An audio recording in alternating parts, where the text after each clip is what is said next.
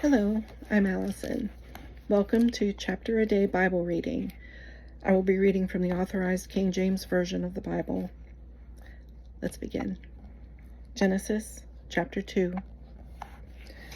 Thus the heavens and the earth were finished, and all the host of them. And on the seventh day God ended his work which he had made, and he rested on the seventh day from all his work which he had made. And God blessed the seventh day, and sanctified it, because that in it he had rested from all his work which God created and made. These are the generations of the heavens and of the earth when they were created, in the day that the Lord God made the earth and the heavens. And every plant of the field before it was in the earth, and every herb of the field before it grew. For the Lord God had not caused it to rain upon the earth, and there was not a man to till the ground. But there went up a mist from the earth, and watered the whole face of the ground. And the Lord God formed man of the dust of the ground, and breathed into his nostrils the breath of life, and man became a living soul. And the Lord God planted a garden eastward in Eden, and there he put the man whom he had formed.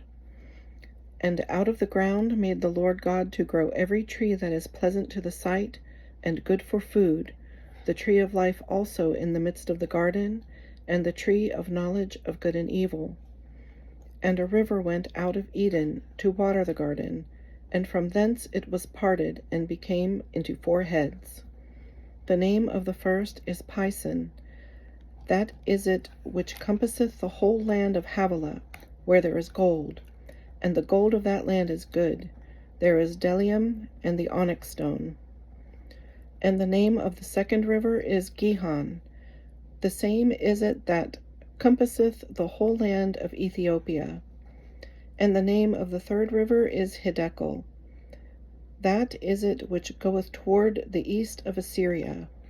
And the fourth river is Euphrates. And the Lord God took the man, and put him into the garden of Eden to dress it and to keep it. And the Lord God commanded the man, saying, Of every tree of the garden thou mayest freely eat, but of the tree of the knowledge of good and evil thou shalt not eat of it, for in the day that thou eatest thereof thou shalt surely die. And the Lord God said, It is not good that the man should be alone. I will make him an help meet for him. And out of the ground the Lord God formed every beast of the field, and every fowl of the air, and brought them unto Adam to see what he would call them. And whatsoever Adam called every living creature, that was the name thereof.